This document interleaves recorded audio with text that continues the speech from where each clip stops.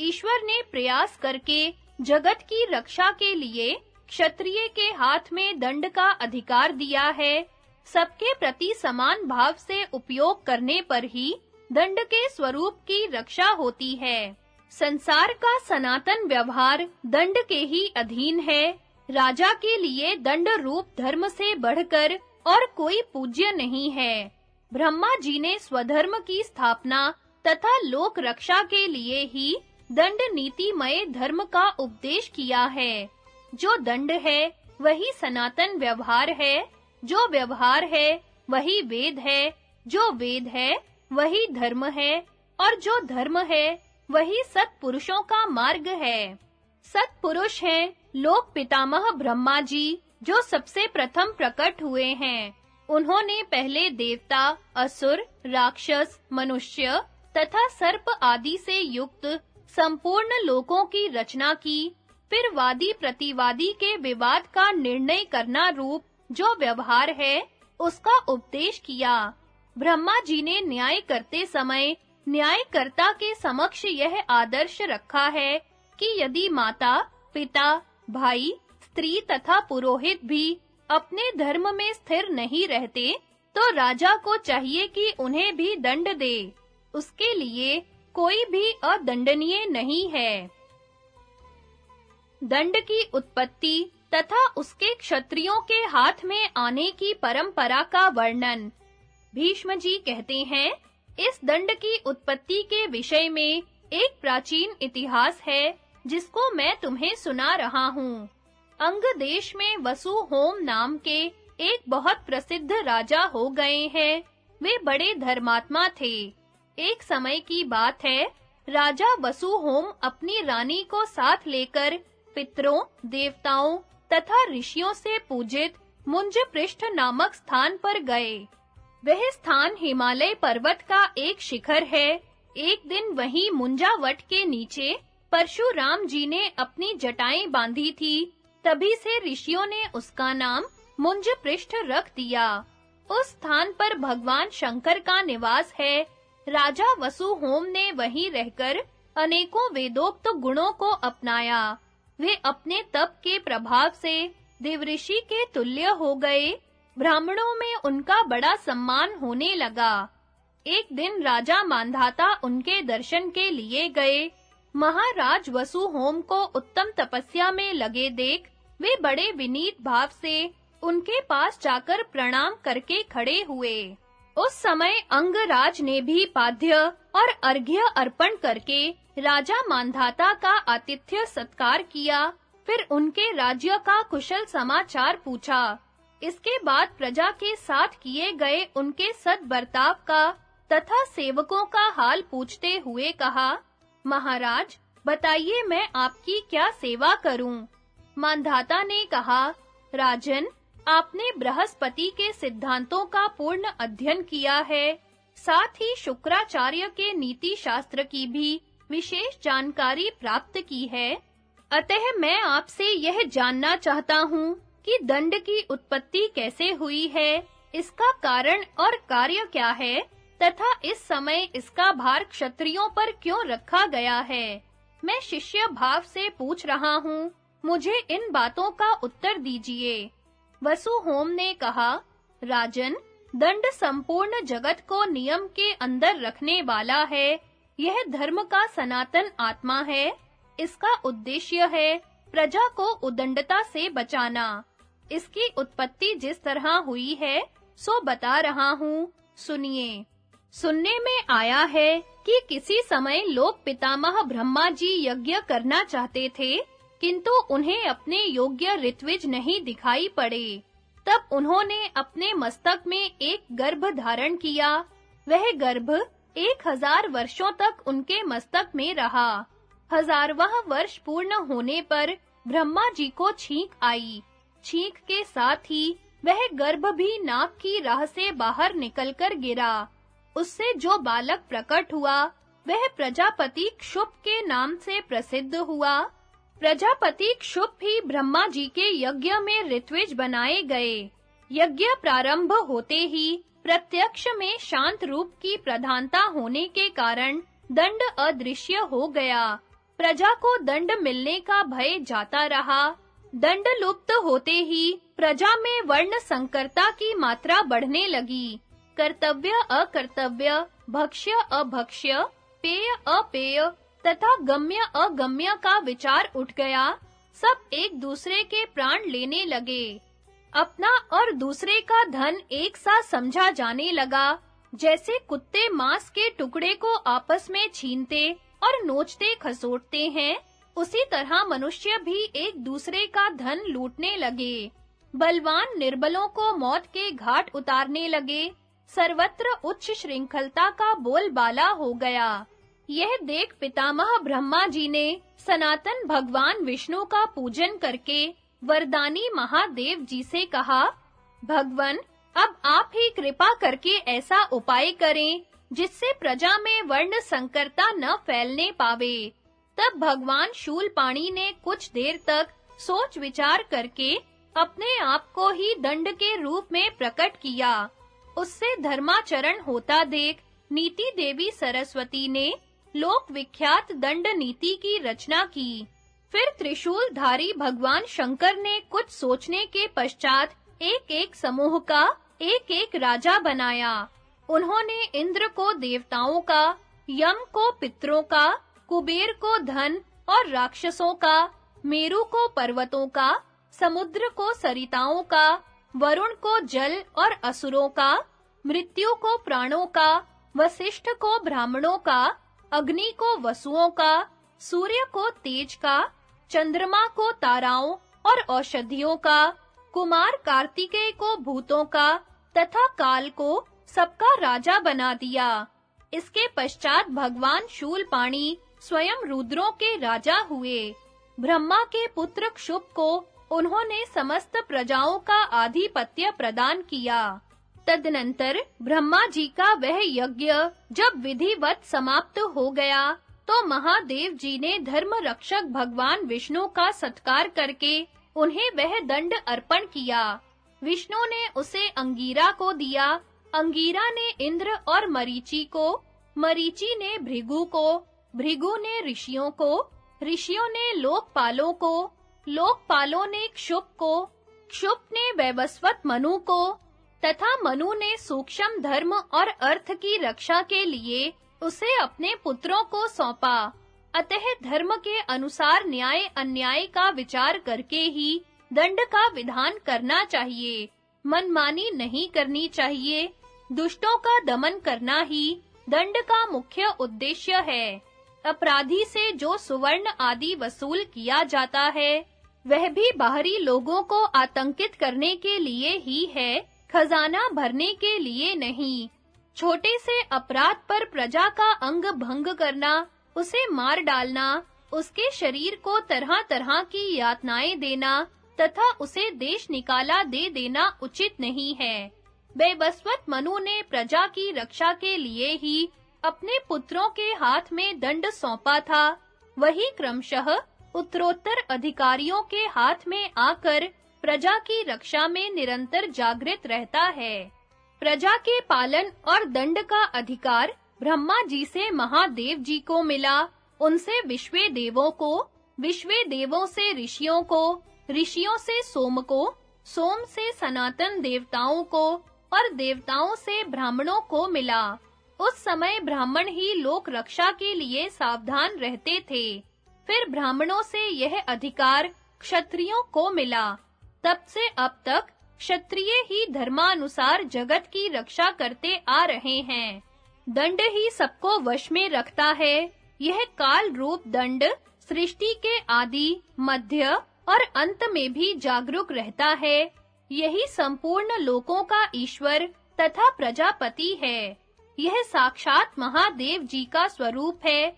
धर्मज्ञ राजा को चाहिए कि वह न्याय के अनुसार दंड का उपयोग करे।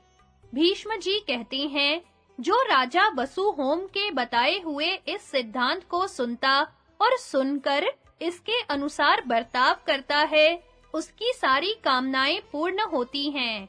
इस प्रकार दंड के संबंध में जितनी बातें हैं, वे सब मैंने तुम्हें बता दी। दंड ही संपूर्ण जगत को नियम के भीतर रखने वाला है। का विचार और अंगरिष्ठ तथा कामंदक का संवाद। युधिष्ठिर ने पूछा, तात, अब मैं यह सुनना चाहता हूँ कि धर्म, अर्थ और काम का निर्णय कैसे करना चाहिए। धर्म, अर्थ और काम किस उद्देश्य से किए जाते हैं? इनकी उत्पत्ति का कारण क्या है? ये कहीं एक साथ मिले हुए और कहीं अलग-अलग क्यों रहते हैं? भीष्म जी ने कहा, संसार में जब मनुष्यों का चित्त शुद्ध होता है और वे धर्म पूर्वक किसी अर्थ की प्राप्ति का निश्चय करके प्रवृत्त होते हैं, उस समय उचित काल, कारण तथा सम्यक कर्मानुष्ठान वश धर्म, अर्थ और काम तीनों एक साथ मिले हुए प्रकट होते हैं। इनमें धर्म तो अर्थ का कारण है और काम अर्थ का फल कहलाता है, परंतु इन तीनों का मूल कारण है संकल्प। संकल्प है विषय रूप और संपूर्ण विषय इंद्रियों के उपभोग में आने के लिए हैं। यही धर्म, अर्थ और काम का मूल है। इससे निवृत्त होना ही मोक्ष है। फलेच्छा को त्याग कर त्रिवर्ग का सेवन किया जाए तो उसका प्रयवासन भी मोक्ष में ही होता है। यदि मनुष्य उसे प्राप्त कर सके तो बड़े सौभाग्य की बात है। अर्थ सिद्धि के लिए समझ बूझकर धर्मानुष्ठान करने पर भी कभी अर्थ की सिद्धि होती है, कभी नहीं होती है। इसके सिवा कभी दूसरे कामों से भी अर्थ की सिद्धि हो जाती है और कभी अर्थ नष्ट भी हो जाता है। फल की इच्छा धर्म का मल है, केवल गाड़ कर रखना धन का मल है और स्वगुण वर्जित संतानोत्पत्ति के उद्देश्य से रहित केवल आमोद प्रमोद पर ही दृष्टि रखना काम का फल है। इस विषय में जानकार लोग राजा आंगरिष्ठ और कामंदक ऋषि का संवाद सुनाया करते हैं। यह एक प्राचीन इतिहास है। किसी समय की बात है, कामंदक ऋषि अपने आश्रम में बैठे थे। उन्हें प्रणाम करके राजा आंगरिष्ठ ने पूछा, मुनिवर, यदि राजा काम और मोह के वशीभूत होकर पाप कर बैठे और फिर उसे पश्चाताप होने लगे, तो उसके पाप को दूर करने के लिए कौन सा प्रायश्चित है? कामंदक ने कहा, राजन, जो धर्म और अर्थ का परित्याग करके केवल काम का ही सेवन करता है, उसकी बुद्धि नष्ट हो जाती है। बुद्धि का नाश ही मोह है। वह धर्म और अर्थ दोनों को नष्ट करता है। इससे मनुष्य में नास्तिकता आती है और वह दुराचार में प्रवृत्त हो जाता है। ऐसी दशा में प्रजा उसका साथ नहीं देती। साधु और ब्राह्मण भी उससे अलग हो जाते हैं। फिर तो उसका जीवन खतरे में पड़ जाता है और अंततो गत्वा वह प्रजा के हाथ से मारा भी जाता है। इस अवस्था में आचार्य लोग उसके लिए यह कर्तव्य बतलाते हैं। वह अपने पापों की निंदा, वेदों का निरंतर स्वाध्याय और ब्राह्मणों का सत्कार करे, धर्म में मन लगावे और उत्तम कुल में विवाह करे, उदार और क्षमाशील ब्राह्मणों की सेवा में रहे, जल में खड़ा होकर गायत्री का जप करे, सदा प्रसन्न रहे, पापियों को राज्य के बाहर निकालकर धर्मात्माओं का सत्संग करे, मीठी वाणी तथा उत्तम कर्म के द्वारा सबको प्रसन्न रखे और दूसरों के गुणों का बखान करे। जो राजा इस प्रकार अपना आचरण बना लेता है, वह शीघ्र ही निष्पाप होकर सबके सम्मान का पात्र बन जाता है। वह अपने कठिन से कठिन पापों का भी नाश कर डालता है। शील निरूपण, इंद्र और प्रहलाद की कथा। युधिष्ठिर ने पूछा, नरश्रेष्ठ, संसार में मनुष्य धर्म के हेतुभूत शील की ही अधिक प्रशंसा करते हैं। अतः यदि आप मुझे सुनने का अधिकारी समझें, तो यही बताने की कृपा करें कि उस शील का क्या लक्षण है और वह कैसे प्राप्त होता है। भीष्म जी ने कहा, राजन, इंद्रप्रस्थ में जब तुम्हारा राजसूय यज्ञ हुआ था, उस समय तुम्हारी अनुपम समृद्धि और सभा भवन को देखकर दुर्योधन को बड़ा संताप हुआ। वहां से लौटने पर उसने अपने पिता से सारी बातें कह सुनाई। धृतराष्ट्र ने तब कहा, बेटा, यदि तुम युधिष्ठिर की ही भांति या उनसे भी बढ़कर राज्य लक्ष्मी पाना चाहते हो, तो शीलवान बनो। शील से तीनों लोग जीते जा सकते हैं। शीलवानों के लिए इस संसार में कोई भी वस्तु दुर्लभ नहीं है। मांधाता ने एक ही रात में, जन्मेजय ने 3 रातों में और नाभाग ने 7 रातों में ही इस पृथ्वी का राज्य प्राप्त किया था। ये सभी राजा शीलवान तथा दयालु थे, अतः उनके द्वारा गुणों के मोल खरीदी हुई यह पृथ्वी स्वयं ही उनके पास आ गई थी। दुर्योधन ने पूछा, भारत, जिसके द्वारा उन राजाओं ने शीघ्र ही भूमंडल का राज्य पा लिया, वह शील कैसे प्राप्त होता है? धृतराष्ट्र ने कहा, इसके विषय में एक पुराना इतिहास है, जिसे नारद जी ने शील के प्रसंग में सुनाया था। प्राचीन समय की बात है, दैत्य राज प्रहलाद ने अपने शील के सहारे इंद्र का राज्य ले लिया और तीनों लोकों को अपने वश में कर लिया। उस समय इंद्र ने बृहस्पति जी के पास जाकर उनसे ऐश्वर्य प्राप्ति का उपाय पूछा। बृहस्पति जी ने उन्हें इस विषय का विशेष ज्ञान प्राप्त करने के लिए शुक्राचार्य के पास जाने की आज्ञा दी।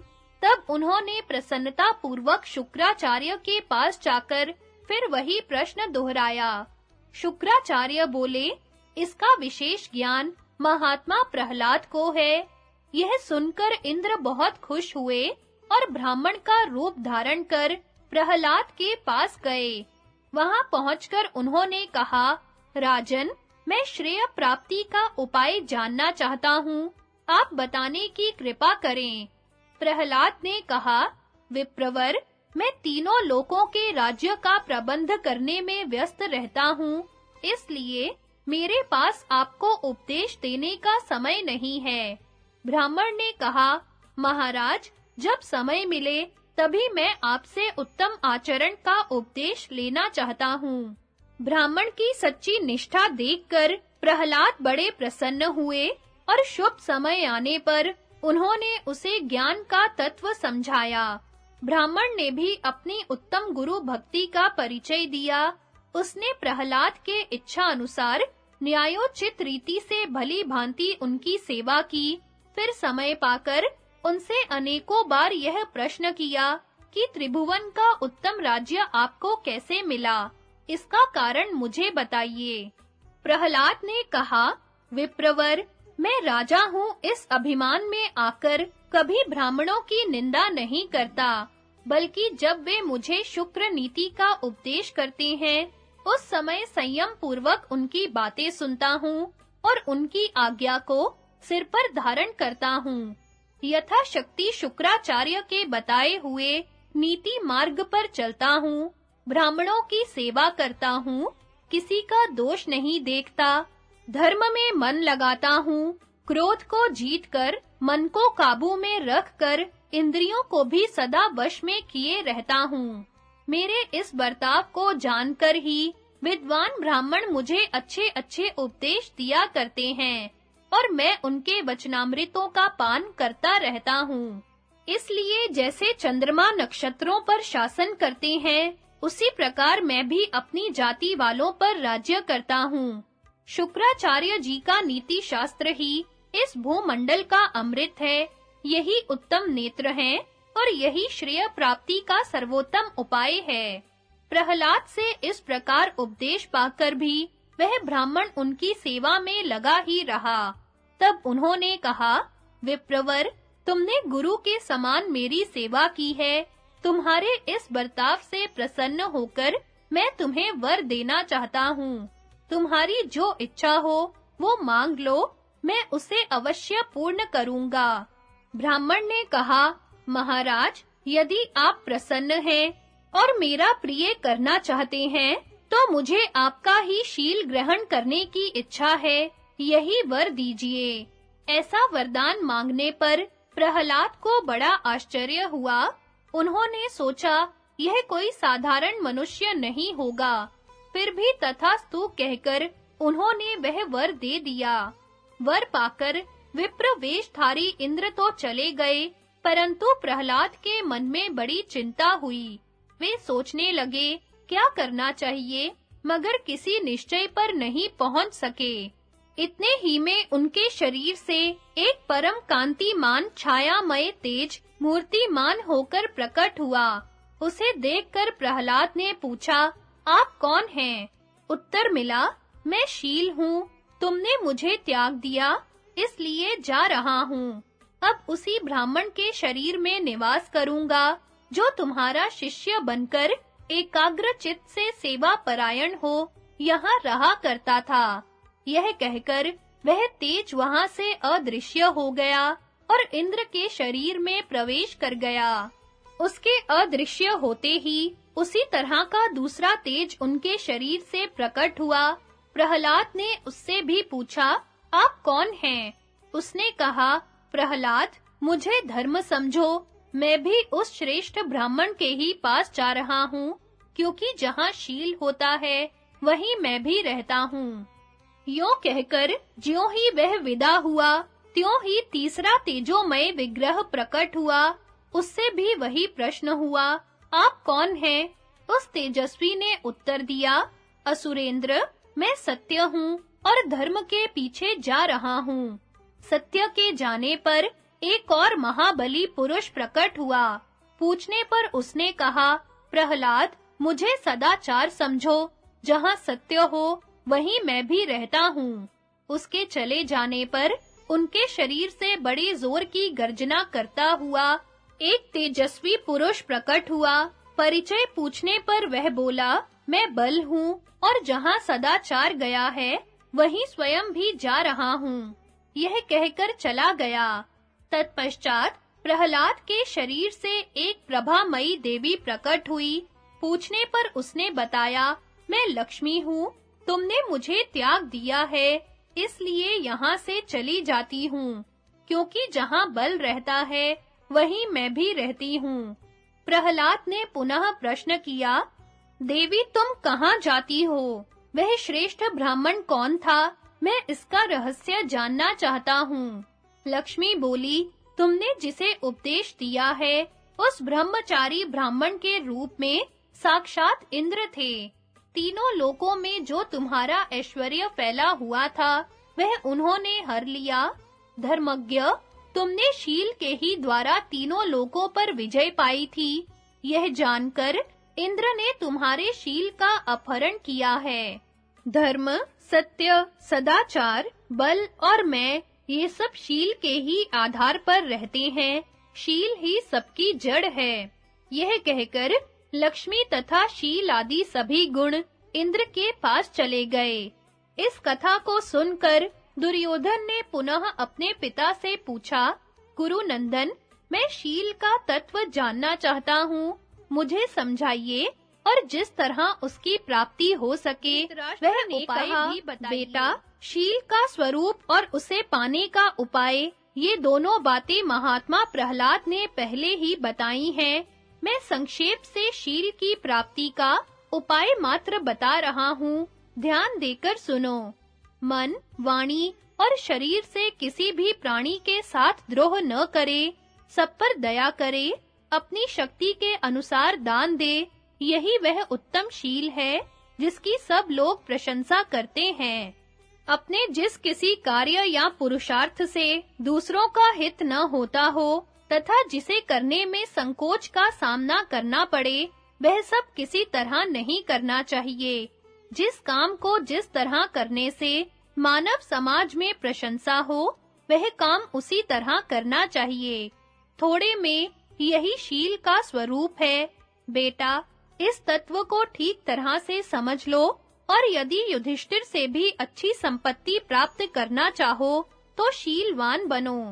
भीष्म जी कहते हैं, कुंती नंदन, राजा धृतराष्ट्र ने अपने पुत्र को यह उपदेश दिया था, तुम भी इसका आचरण करो, इससे तुम्हें भी वही फल प्राप्त होगा।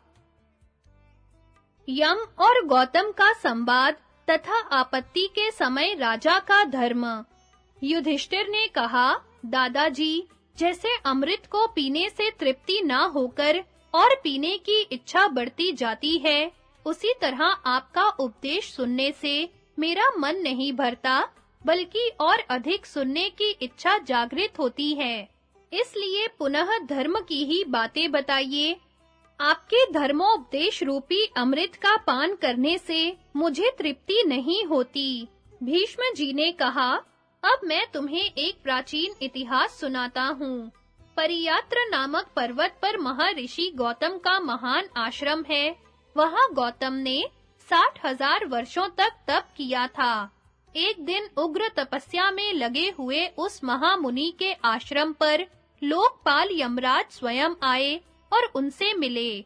ऋषि के दर्शन से संतुष्ट हो यम ने उनका विशेष सत्कार किया और पूछा, कहिए मैं आपकी क्या सेवा करूं?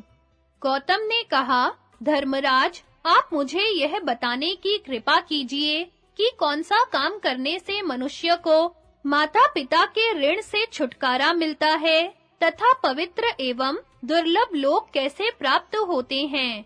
यमराज ने कहा, मनुष्य तप करे, बाहर भीतर से पवित्र रहे और सदा सत्य भाषण रूप धर्म का पालन किया करे।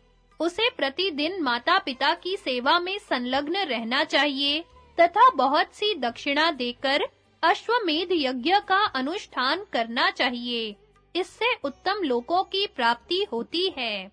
युधिष्ठिर ने पूछा, पितामह, यदि राजा के दुश्मन अधिक हो जाएं, मित्र उसका साथ छोड़ दें तथा उसके पास खजाना और सेना भी न रह जाए, तो उसकी क्या गति है? दुष्ट मंत्रियों की सहायता होने के कारण राज्य का गुप्त भेद खुल जाने से राज्य भ्रष्ट हुए दुर्बल राजा पर जब बलवान शत्रु चढ़ आवे और कोई साम नीति से संधि की संभावना न रह जाए, तो क्या काम करने से उसका भला हो सकता है?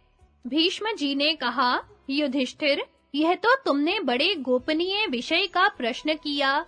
यदि तुम्हारे द्वारा प्रश्न न किया गया होता, तो मैं ऐसे समय के धर्म का उपदेश नहीं कर सकता था। धर्म का विषय बड़ा सूक्ष्म है। शास्त्र के अनुशीलन से उसका ज्ञान होता है। शास्त्र से धर्म का श्रवण करके उसका पालन करने वाला और सदाचार पूर्वक साधु जीवन व्यतीत करने वाला मनुष्य कहीं कोई बिरला ही होता है। उपयुक्त संकट के समय राजाओं के जीवन की रक्षा के लिए मैं ऐसा उपाय बताता हूँ जिसमें धर्म का अंश अधिक है। उसे ध्यान देकर सुनो, मगर मैं धर्माचरण के उद्देश्य से ऐसे धर्म की प्रशंसा नहीं करना चाहता। आपत्ति के समय भी यदि प्रजा को दुख देकर धन वसूल किया जाता है, तो पीछे वह राजा के लिए मौत के समान सिद्ध होता है। पुरुष ज्यों-ज्यों शास्त्र का स्वाध्याय करता है, त्यों ही त्यों उसका ज्ञान बढ़ता है। फिर तो ज्ञान प्राप्त करने में उसकी विशेष रुचि हो जाती है और उसके द्वारा वह संकट से बचने का उपाय स्वयं ही ढूंढ निकालता है। अब अपने प्रश्न के अनुसार प्रासंगिक बातें सुनो। खजाने के नष्ट होने से ही राजा के बल का नाश होता है। इसलिए वह प्रजा से धन लेकर अपने कोष की वृद्धि करे, फिर अच्छा समय आने पर प्रजा के ऊपर धन आदि देकर अनुग्रह करे। यही सदा का धर्म है। प्राचीन काल के राजाओं ने भी आपत्ति के समय इस उपाय धर्म का ही आश्रय लिया था। सामर्थ्यशाली पुरुषों का धर्म दूसरा है और विपत्तिग्रस्त मनुष्यों का दूसरा। इसलिए पहले कोष संग्रह करके फिर धर्म का पालन करे। राजा ऐसा बर्ताव करे जिससे उसका धर्म भी बना रहे और उसे शत्रु के अधीन भी ना होना पड़े। वह अपने को विपत्ति में न डाले, हर एक उपाय के द्वारा अपने उद्धार के लिए ही प्रयत्न करे। धर्मवेताओं को धर्म में निपुणता प्राप्त करनी चाहिए और क्षत्रियों को बाहुबल में। जैसे ब्राह्मण जीविका के बिना कष्ट पाने पर यज्ञ के अनधिकारी से भी यज्ञ करा लेता है और नहीं खाने योग्य अन्न को भी खा लेता है, उसी प्रकार आजीविकाहीन क्षत्रिय भी तपस्वी और ब्राह्मण के सिवा सबका धन ले सकता है। खजाना और सेना के नष्ट हो जाने पर, सब लोगों द्वारा अपमानित होने पर भी क्षत्रिय को ना तो भीख मांगनी चाहिए और ना वैश्य तथा शूद्र की ही जीविका से गुजारा करना चाहिए। क्षत्रिय अपने धर्म के अनुसार युद्ध में विजय पाकर ही धनोपार्जन करे तो उत्तम है। उसे अपने जाति वालों से भीख मांगकर जीवन निर्वाह नहीं करना चाहिए। आपत्ति काल में राजा और राज्य की प्रजा दोनों को एक दूसरे की रक्षा करनी चाहिए। यही सदा का धर्म है। जैसे प्रजा पर संकट आ जाए तो राजा राशि धन लुटाकर उसे आपत्ति से बचाता है, उसी तरह राजा के ऊपर संकट पड़ने पर प्रजा को भी उसकी रक्षा करनी चाहिए। राजा जीविका के लिए कष्ट पाने पर भी खजाना, राजदंड, सेना, मित्र तथा अन्य संचित साधनों को कभी राज्य से दूर न करे। महामायावी शंबरासुर का कहना है कि मनुष्य को अपने भोजन के अन्न में से भी बचाकर बीज की रक्षा करनी चाहिए। यही धर्मज्ञों की भी राय है। जिसके राज्य की प्रजा को अन्न का कष्ट हो और वहां के मनुष्य जीविका के लिए विदेश में मारे फिरते हों, उस राजा को धिक्कार है। राजा की जड़ है खजाना और सेना, इनमें सेना की जड़ है खजाना। सेना सब धर्मों का मूल और धर्म प्रजा का मूल है। इसलिए सबके मूलभूत खजाने को बढ़ावे। खजाना ना हो तो सेना कैसे रह सकती है? अतः आपत्ति काल में धन संग्रह के लिए प्रजा को कुछ दबाना भी पड़े तो राजा को दोष नहीं लगता। युधिष्ठिर, राजा के लिए राज्य की रक्षा से बढ़कर और कोई धर्म नहीं है। यही राजा का मुख्य धर्म बताया गया है। ऊपर इस धर्म के विपरीत जो प्रजा को कुछ कष्ट देकर धन लेने की बात कही गई है, वह सिर्फ आपत्ति काल के लिए है, सदा के लिए नहीं। अतः धर्म से ही कोष का संग्रह करे, उसके लिए अधर्म का आश्रय कभी नहीं लेना चाहिए। आपत्तिग्रस्त राजा के कर्तव्य तथा मर्यादा का पालन करने वाले दस्युओं की सद्गति का वर्णन। राजा युधिष्ठिर ने पूछा, पितामह, जिस राजा की शक्ति क्षीण हो गई हो, जो दीर्घसूत्री हो, जिसके नगर और राष्ट्रों को शत्रुओं ने बांट लिया हो, जिसके मंत्रियों में एक मत ना हो, जो दुर्बल हो गया हो और बलवान शत्रुओं ने जिसके चित्त को घबराहट में डाल दिया हो, उसे क्या करना चाहिए? भीष्म जी बोले, राजन, बाहर से आने वाला शत्रु यदि धर्म और अर्थ में कुशल तथा पवित्र चरित्र हो तो उसके साथ शीघ्र ही संधि कर ले और इस प्रकार अपने परंपरागत राज्य को शत्रु के हाथ में जाने से बचा ले। खजाना और सेना को त्याग देने से ही जिन आपत्तियों से छुटकारा मिल सकता हो, उनके लिए अर्थ और धर्म को जानने वाला कौन मनुष्य अपने शरीर को भी फंसावेगा? युधिष्ठिर ने पूछा, दादाजी, यदि भीतर ही भीतर मंत्री लोग बिगड़ उठें, बाहर नगर और ग्राम आदि को शत्रु ने रौंद डाला हो, खजाना खाली हो चुका हो और गुप्त रहस्य भी खुल गया हो, तो ऐसी दशा में राजा को क्या करना चाहिए? भीष्म जी बोले, ऐसी स्थिति में या तो तुरंत संधि कर लेनी चाहिए या अकस्मात अपना प्रबल पराक्रम दिखाकर शत्रु को राज्य से बाहर निकाल देना चाहिए। ऐसा उद्योग करते समय यदि मृत्यु हो जाए तो वह भी परलोक में हित करने वाली होती है। यदि सेना का अपने प्रति अनुराग हो और उसमें उत्साह भी हो, तो थोड़ी होने पर भी उसकी सहायता से राजा पृथ्वी को जीत सकता है। यदि वह युद्ध में मारा जाता है तो स्वर्ग में जाता है और शत्रु को मार डालता है तो पृथ्वी का राज्य भोगता है। युधिष्ठिर ने पूछा, पितामह, जब राजा का लोक रक्षा रूप परम धर्म ना निभ सके और पृथ्वी में आजीविका के सारे साधनों पर लुटेरों का अधिकार हो जाए, तो उसे क्या करना चाहिए? तथा ऐसा आपातकाल आने पर जो ब्राह्मण दयावश अपने स्त्री पुत्र आदि को ना छोड़ सके, वह किस प्रकार अपनी जीविका चलावे? भीष्म जी बोले, युधिष्ठिर, ऐसी स्थिति में तो ब्राह्मण को अपने विज्ञान के बल से जीवन निर्वाह करना चाहिए। और राजा को यदि फिर अपना राज्य पाने की इच्छा हो, तो वह किसी प्रकार राज्य की व्यवस्था का बिगाड़ न करते हुए प्रजा को अपना समझकर उसकी रक्षा के लिए उसके दिए बिना भी उससे धन ले सकता है, परंतु ऋत्विक, पुरोहित, आचार्य और ब्राह्मण आदि आदरणीय व्यक्तियों को ना सतावे, उससे धन ना ले।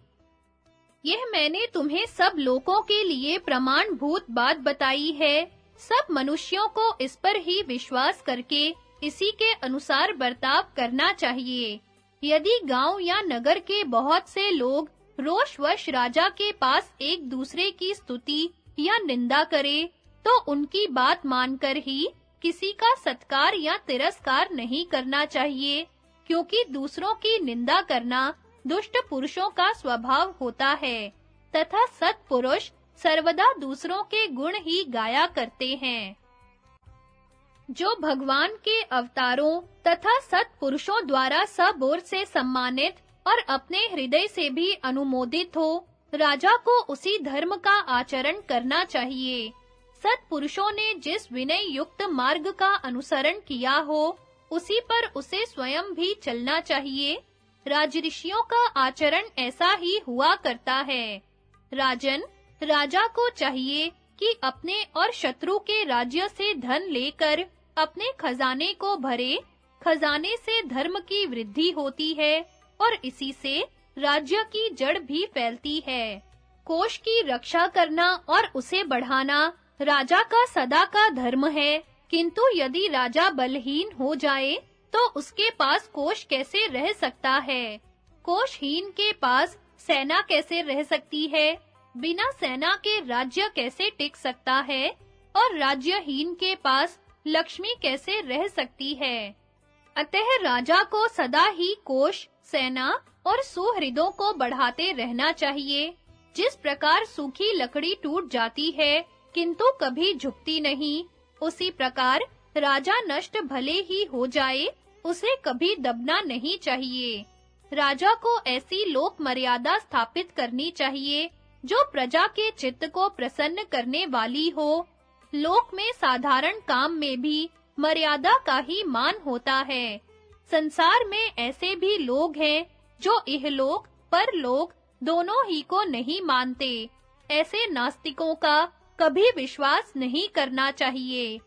युद्ध न करने वाले को मारना, पर स्त्री पर बलात्कार करना, कृतघ्नता, ब्राह्मण का धन लेना, किसी का सर्वस्व छीनना, स्त्री का अपहरण करना तथा किसी ग्राम आदि पर आक्रमण करके स्वयं उसका स्वामी बन बैठना, ये सब बातें डाकुओं में भी निंदनीय मानी जाती हैं। युधिष्ठिर, जो दस्यु मर्यादा का पालन करता है, उसकी मरने पर दुर्गति नहीं होती। इस विषय में यह प्राचीन इतिहास प्रसिद्ध है। कायवय नाम के एक निषाद पुत्र ने दस्यु होने पर भी सिद्धि प्राप्त कर ली थी। वह बड़ा बुद्धिमान, शूरवीर, शास्त्रज्ञ, अक्रूर, आश्रम धर्मों का पालन करने वाला, ब्राह्मण भक्त और गुरु पूजक था तथा क्षत्रिय के द्वारा निषाद जाति की स्त्री के पेट से उत्पन्न हुआ था। वह शाम सवेरे दोनों समय वन में जाकर मृगों की टोलियों को उत्तेजित कर देता था। उसे देश और काल का अच्छा ज्ञान था तथा वह सर्वदा पारियात्र पर्वत पर घूमा करता था। उसे सब प्रकार के प्राणियों के स्वभाव का ज्ञान था। उसका निशाना कभी खाली नहीं जाता था तथा उसके शस्त्र बड़े सुदृढ़ थे। वह अकेला ही हजारों मनुष्यों की सेना को जीत लेता था तथा उस विशाल वन में रहकर अपने अंधे और बहरे माता-पिता तथा दूसरे बड़े बूढ़ों की सेवा किया करता था। वह माननीय पुरुषों का सत्कार करके उन्हें भोजन कराता और उनकी तरह-तरह की सेवा करता था। एक बार मर्यादा का अतिक्रमण और तरह-तरह के क्रूर कर्म करने वाले कई हजार दस्युओं ने उनसे कहा, तुम देश काल और मुहूर्त को जानने वाले, बुद्धिमान, शूरवीर और दृढ़ प्रतिज्ञ हो, इसलिए हम सबकी सलाह से तुम हमारे सरदार बन जाओ। तुम हमें जैसी-जैसी आज्ञा दोगे, वैसा-वैसा ही हम करेंगे। तुम माता-पिता के समान हमारी यथोचित रीति से रक्षा करो। इस पर कायवय ने कहा, प्यारे भाइयों, तुम कभी स्त्री, डरपोक, बालक और तपस्वी पर हाथ न उठाना तथा जो युद्ध न करना चाहता हो उसका वध न करना। स्त्रियों को कभी बलात् मत पकड़ना, स्त्री हत्या से सर्वथा बचकर रहना, ब्राह्मणों के हित का सर्वदा ध्यान रखना, उनकी रक्षा के लिए आवश्यकता हो तो युद्ध भी करना, सत्य का कभी परित्याग न करना और जिन घरों में देवता, पितृ और अतिथियों का पूजन होता हो उनमें कभी विघ्न मत डालना। समस्त प्राणियों में ब्राह्मण ही विशेष रूप से रक्षा करने के योग्य हैं, इसलिए आवश्यकता हो तो अपना सर्वस्व लगाकर भी उनकी सेवा करनी चाहिए। देखो, ब्राह्मण लोग कुपित होकर जिसका अनिष्ट चिंतन करने लगते हैं, उसकी तीनों लोकों में कोई भी रक्षा नहीं कर सकता। जो पुरुष ब्राह्मणों की निंदा करता है अथवा उनका नाश करना चाहता है, उसका सूर्य उदय होने पर अंधकार के समान अवश्य ही नाश हो जाता है। जो मनुष्य सत्पुरुषों को दुख देता है, शास्त्र में उसका वध करने की आज्ञा है। दंड का विधान दुष्टों के दमन के लिए ही हुआ है, अपना धन बढ़ाने के लिए नहीं। दस्यु जाति में उत्पन्न होकर भी जो धर्म शास्त्र के अनुसार आचरण करते हैं, वे लुटेरे होने पर भी शीघ्र ही सिद्धि प्राप्त कर लेते हैं। ये सब बातें तुम्हें मंजूर हो तो मैं तुम्हारा सरदार बन सकता हूँ। भीष्म जी कहते हैं, युधिष्ठिर, तब उन सबने कायवय की आज्ञा का ही अनुसरण किया। इससे उन सभी की उन्नति हुई और उन्होंने पाप करना भी छोड़ दिया। इस पुण्य कर्म से कायवय ने भी बड़ी भारी सिद्धि प्राप्त की, क्योंकि ऐसा करके उसने सत्पुरुषों की रक्षा कर ली और दस्युओं को पाप से बचा लिया। जो पुरुष नित्य प्रति इस काव्य चरित का मनन करता है, उसे किसी भी प्रकार के प्राणियों से भय नहीं होता। राजा के लिए धन संग्रह के स्थान तथा अनागत विपत्ति से सावधान रहने में 3 मत्स्यों का दृष्टांत। भीष्म जी बोले, राजन, जिन उपायों से राजा लोग अपने कोष भरते हैं, उनके विषय में महात्मा लोग ब्रह्मा जी की कही हुई कुछ गाथाएं कहा करते हैं। राजा को यज्ञ अनुष्ठान करने वाले द्विजों का धन नहीं लेना चाहिए और देवोत्तर संपत्ति को भी नहीं छूना चाहिए। हाँ, लुटेरों का और जो लोग धर्म कर्म नहीं करते, उनका धन वह ले सकता है। जो पुरुष हविष्यान के द्वारा देवता, पितृ और अतिथियों का पूजन नहीं करता, उसके धन को धर्मज्ञ पुरुष निरर्थक बताते हैं। धार्मिक राजा को ऐसा धन छीनकर प्रजा का पालन करना चाहिए।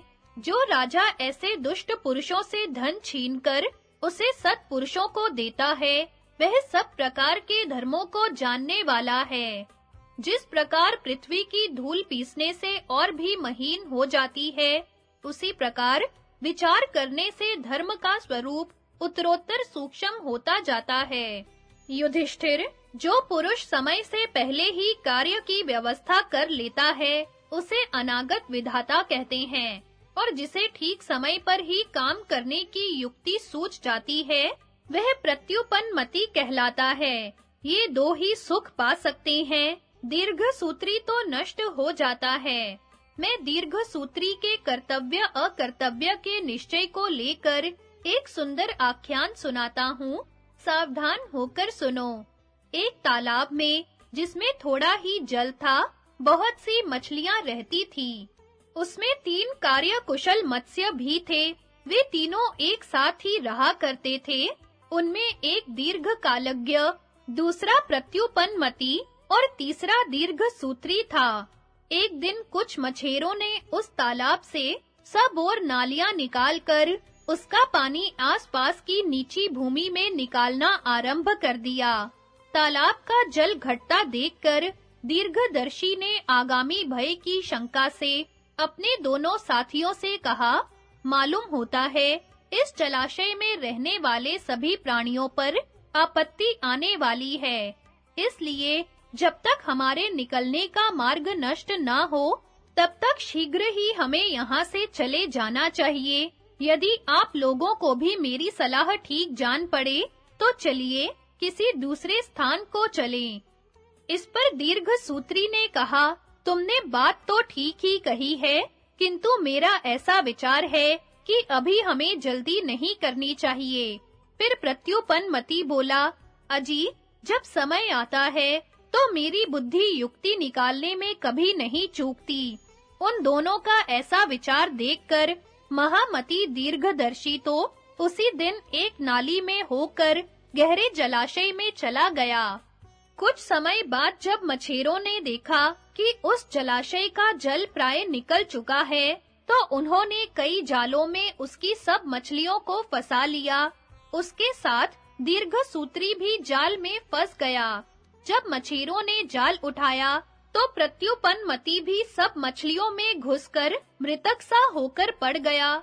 वे जाल में फंसी हुई उन सब मछलियों को लेकर दूसरे गहरे जल वाले तालाब पर आए, तो उन्हें उसमें धोने लगे। इसी समय प्रत्युपन्नमति जाल में से निकलकर जल में घुस गया, किंतु मंदबुद्धि दीर्घसूत्री अचेत होकर मर गया।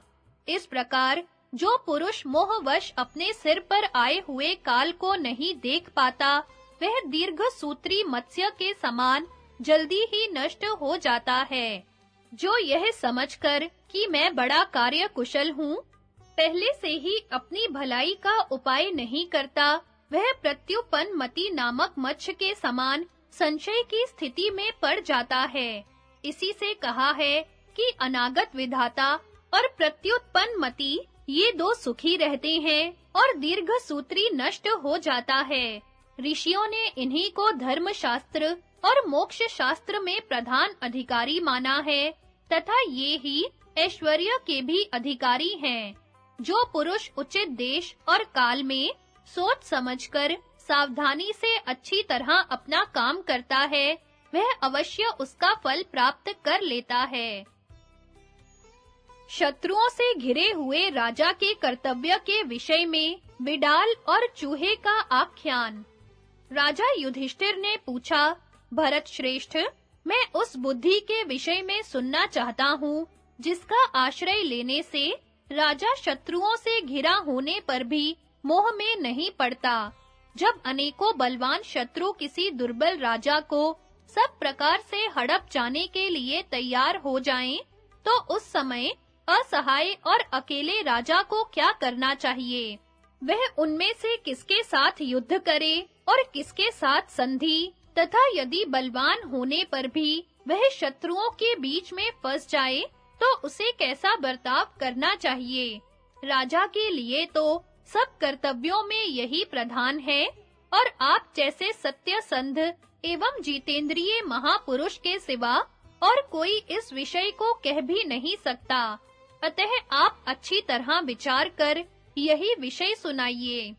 भीष्म जी बोले, बेटा, तुमने जो प्रश्न पूछा है वह उचित ही है। आपत्ति के समय क्या करना चाहिए, यह बात सबको मालूम नहीं है। मैं तुम्हें यह सब रहस्य सुनाता हूँ, तुम ध्यान पूर्वक सुनो। भिन्न-भिन्न कार्यों का ऐसा प्रभाव होता है, जिसके कारण कभी शत्रु मित्र बन जाता है, तो कभी मित्र का भी मन बिगड़ जाता है। वास्तव में यह शत्रु मित्र की परिस्थिति सदा एक सी नहीं रहती, अतः अपने कर्तव्य अकर्तव्य तथा देश काल का विचार करके किसी पर विश्वास और किसी के साथ युद्ध करना चाहिए। यदि प्राण संकट में आ पड़े, तो शत्रुओं से भी मेल करके उनकी रक्षा करनी चाहिए। इस विषय में एक वट वृक्ष पर रहने वाले बिलाव और मूषक का संवाद रूप यह प्राचीन इतिहास प्रसिद्ध है। किसी वन में एक बहुत बड़ा वट का वृक्ष था। वह बहुत सी लता और बरोहों से आच्छादित था और उस पर अनेकों पक्षियों ने बसेरा कर रखा था। वह वन में बड़ी दूर तक फैला हुआ, लंबी-लंबी डालियों से युक्त और मेघ के समान सघन था। उसकी छाया में बड़ी ठंडक थी। उस वृक्ष पर अनेकों सर्प और जंगली जीव विश्राम करते थे। उसी की जड़ में 100 दरवाजों का बिल बनाकर पलित नाम का एक बुद्धिमान चूहा रहता था तथा उसकी शाखा पर लोमश नाम का एक बिलाव था। वह बहुत समय से पक्षियों को खाकर बड़े आनंद से वहीं अपने दिन बिता रहा था। एक बार एक चांडाल ने उस वन में आकर डेरा डाल दिया। वह सूर्यास्त होने पर नित्य ही अपना जाल फैला देता था और उसकी तांत की डोरियों को यथास्थान लगाकर मौत से अपने झोंपड़े में जा सोता था। रात में अनेकों जंगली जीव उस जाल में फंस जाते थे। उन्हें वह सवेरे आकर पकड़ लेता था। बिलाव यद्यपि बहुत सावधान रहता था, तो भी एक दिन वह उस जाल में फंस गया। यह देखकर पलित चूहा निर्भय होकर वन में अपना आहार खोजने लगा। इतने ही में उसकी दृष्टि जीवों को लुभाने के लिए चांडाल के डाले हुए मांस खंडों पर पड़ी। अतः वह जाल पर चढ़कर उन्हें खाने लगा। मांस खाने में वह तल्लीन था और मन ही मन अपने बंधन में पड़े हुए शत्रु पर हंस रहा था। इतने ही में उसकी दृष्टि एक दूसरे शत्रु पर पड़ी। वह था हरिण नाम का न्योला, जो वहीं पृथ्वी में बिल बनाकर रहता था। चूहे की गंध पाकर वह तुरंत ही अपने बिल से निकल आया। इधर तो यह न्योला अपना भक्ष्य पकड़ने के लिए जीभ लपलपाते हुए पृथ्वी पर खड़ा था। उधर चूहे ने ऊपर की ओर देखा तो उसे वट की शाखा पर बैठा हुआ अपना एक शत्रु और भी दिखाई दिया। वह वट के खोखले में रहने वाला चंद्रक नाम का उल्लू था। इस प्रकार उल्लू और न्योले के बीच में पड़कर उस चूहे को बड़ा भय हुआ और वह चिंता में डूब गया।